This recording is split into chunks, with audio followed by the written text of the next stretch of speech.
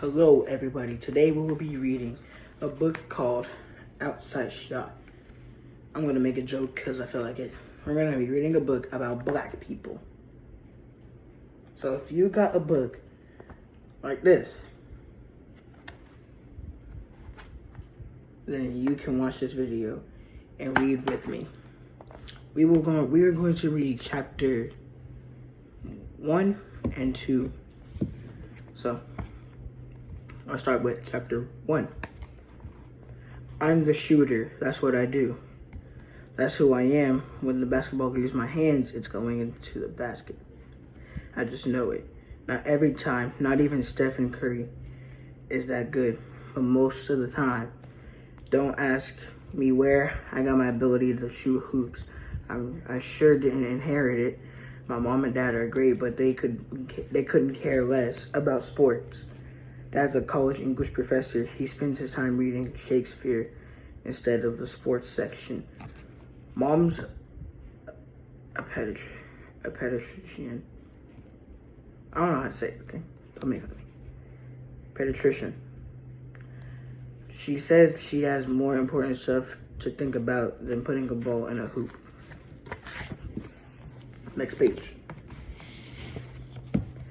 My older sister Jenny might have been a good player, even if she's shy.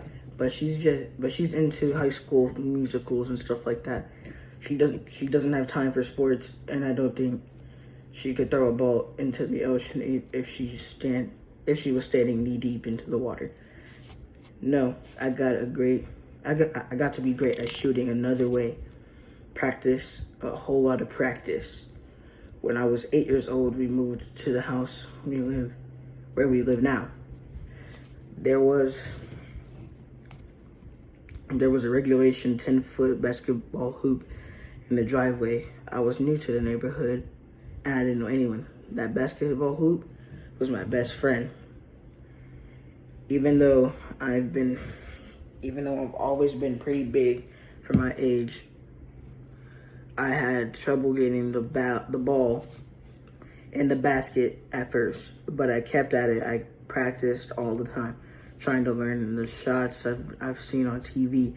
I spent hours and hours shooting hoops, playing games in my head. Finally, I worked out a shot of my own. I would dribble up the right side of the driveway to get a running start and sling the ball up for my right hip. Man, I never missed that one. After a few months, our next door neighbor, Mrs. Moore, looked over our fence. I declare, Richie Mellon, she called out, you are getting awfully good at shooting that basketball. After that, I practiced even harder. I kept at it.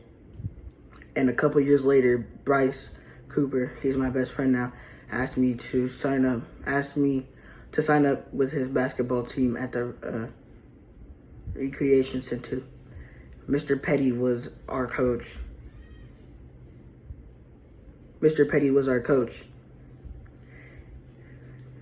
And a really nice guy. He was a huge North Carolina Tar Heels fan. Anyway, at the start of our first game, I got the ball and dribbled it down the right side just like that. I was back in my driveway, pushed the ball up for my right hip, and swish. The next time I got the ball, I did not expect. The next time I got the ball, I did the exact same thing. Nothing but net. As we were running back to play defense, the other team's coach leaped up and pointed at me and yelled, "Who's got the shooter?" The shooter, I like the sound of that. He was talking about me. Next page. Chapter 2. Chapter 2 ends on page... This is just so y'all know when you can click off. Chapter 2 ends on page 10. Chapter 2. I felt great. I could run all day. It's a cool, bright November Sunday. Most people would call this football weather, but Bryce and I are running to get in shape for our middle school basketball team. We are running side by side along a dirt path that winds up for 3 miles through the trees in Stone Creek Park. The leaves are gone so we can see the creek most of the run. Hey, watch out for the rocks, Bryce warns. You don't want to turn an ankle the day before basketball tryouts. You got that right. No way I'm going to get hurt and miss tryouts. We run along a bridge that crosses the creek and veer to the right. The path is steeper as it climbs deeper into the woods. Bryce matches every one of my strides. Have you heard of anything about this new coach, Mr. Sheridan? I ask. Bryce shakes his head. Not much, Devon says. Not much, Devon says. He played ball in college somewhere. He must know his stuff. I step aside a rock and get down to what I'm really thinking about. I wonder how tough he is. Bryce doesn't seem to worry. We'll find out. I lean into the hill as I run. This is the path. This is the part of the path that zigzags through the woods and away from the creek. The toughest part of the trail. I'm still thinking about basketball tryouts. I wonder how many guys he'll keep again. Bryce is cool. What do you care? He says, you'll make it. You're the best shooter we've got. I know I'm the best shooter on the team, but still, it's nice to hear Bryce say I push higher and harder into the hill. I was just wondering. I'll be right back. I gotta grab something.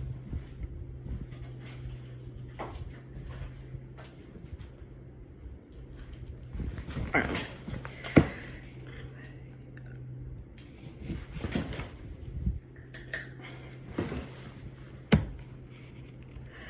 I figure he'll keep about 12 guys, Bryce says. You need at least 10 so you can scrimmage in basketball and a couple more in case somebody gets hurt. Then he starts naming names. I quietly compare them to the list I've been carrying around in my head for weeks. He'll keep Devon, me, you, Mason, Grady, Lynn, and Tony DeGato.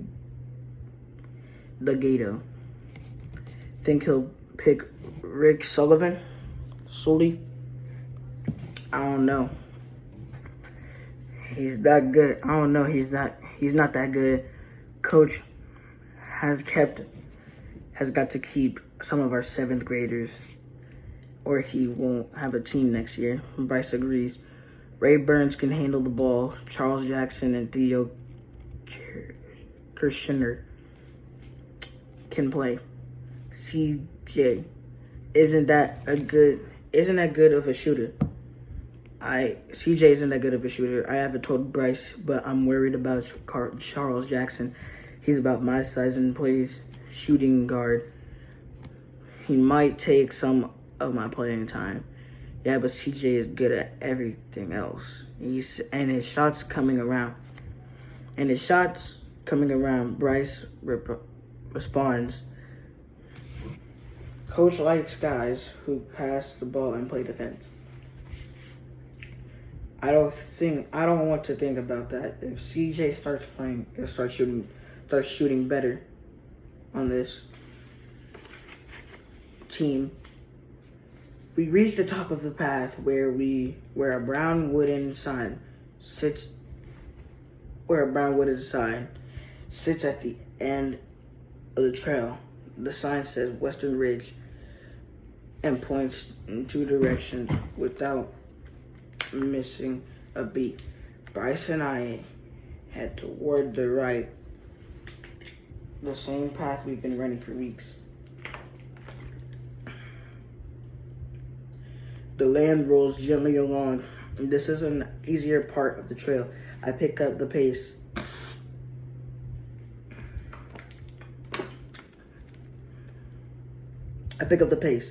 I'm testing myself for the times late in the 4th quarter.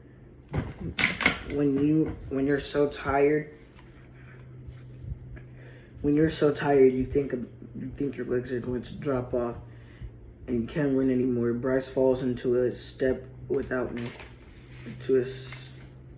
Falls into a step without me. We should be pretty good this year, he says, letting me know he's not running so hard he can talk.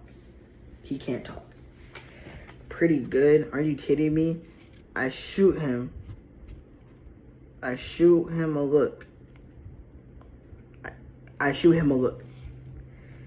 We're going to be awesome. We've got Devon, and he's going to be the best player in our conference. You and Mason are going to dominate the boards. Grady can flip the next page. Grady can handle the ball, and I am going to shoot the lights out. We slip around two women walking their dogs. We're going to have a much better record than last year. I declare we're going to blow 6-4. We may go 10-4 or 10-0. 10-0.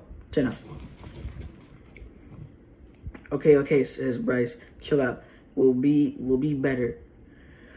We fall into an easy stretch as the trail slopes down a hill. Bryce sounded a little annoyed. I shrugged it off, even if Bryce has his doubts. I'm sure we're going to have a big year, especially me. I'm ready to go. When we started running a few weeks ago, I would have been completely gassed at this point of the trail. I remember huffing and puffing during our first run. Bryce was even worse. But now, nothing. And I'm not even winded. It's like I can't get tired. I can run and shoot forever. Still, I can't stop thinking about Coach Sheridan. I'm gonna say Sheridan. Okay, let's go to the opposites. So you didn't hear anything about how tough this guy Sheridan was supposed to be? I asked as we scrambled up another hill.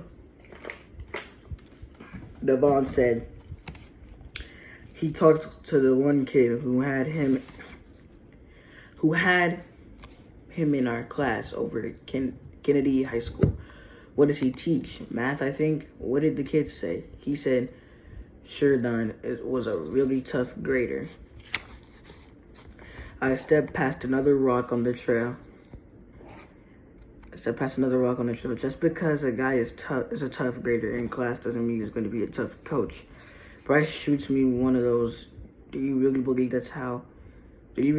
that looks? Bryce shoots me with one of those. Do you really believe that looks? I guess we'll find out tomorrow, he says. I sprint down the hill. I sprint down the trail, surprising Bryce and leaving him in my dust. I'm ready. Last page, chapter 2. Click the page. Looks like I'm not. Oh, wait a minute. Let me see if I did it